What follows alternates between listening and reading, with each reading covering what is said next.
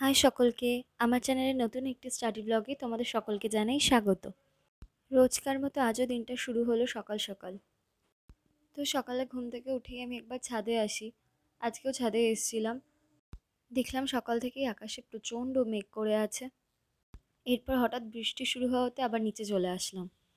নিচে এসে একটু চা বসিয়ে দিয়েছিলাম। এরপর চা খেয়ে রোজ দিনের মতো সকাল সকাল পড়তে বসে গেলাম। তো ওই 8টা সাড়ে 8টা নাগাদ পড়তে বসলাম। ফার্স্টেই লাইফ সায়েন্সটা পড়ছিলাম, যেহেতু লাইফ সায়েন্সে অনেকটা নাম্বার রয়েছে, তো লাইফ সায়েন্সটাই ভালো করে করা আমার মনে হয় দরকার।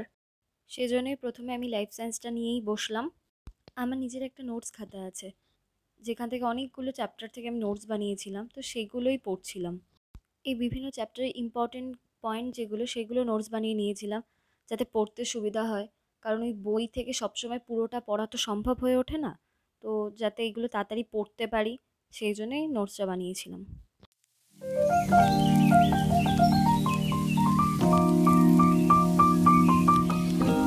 পড়তে পড়তে হঠাৎ বাইরে দেখি প্রচণ্ড ঝমঝম করে বৃষ্টি নেমেছে।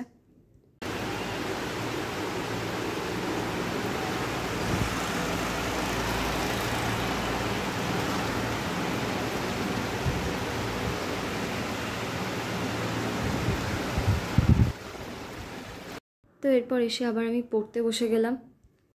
লাইফ সায়েন্স পড়ছিলাম, লাইফ সায়েন্সের শর্ট কোশ্চেনগুলো পড়ছিলাম। তপতী পাবলিকেশনের বইটার থেকে পড়ছি।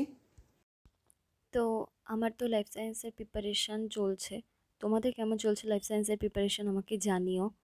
আর সিলেবাস কতটা শেষ হয়েছে, কিভাবে পড়ছো, এগুলো আমাকে জানিও, তাহলে আমিও বুঝতে পারবো আমার কোন কোন জায়গায় ভুল হচ্ছে বা আমার কোন কোন জায়গাগুলো ঠিক করা উচিত সেগুলোই। তো তারপরে আমি লাইফ সায়েন্সের পর ফিজিক্যাল সায়েন্সটা পড়লাম। সকালে এই ফিজিক্যাল সায়েন্স অবধিই পড়েছিলাম, আর পড়িনি। তো এটুকুই তোমাদের সাথে শেয়ার করার ছিল সকালের আমার পড়াশুনোটা। ভালো লাগলে লাইক করো, কমেন্ট করো, শেয়ার করো। আর তোমরা তোমাদের রুটিনটাও জানিও, তাহলে আমারও একটু হেল্প হয়। তো বাই সকলকে।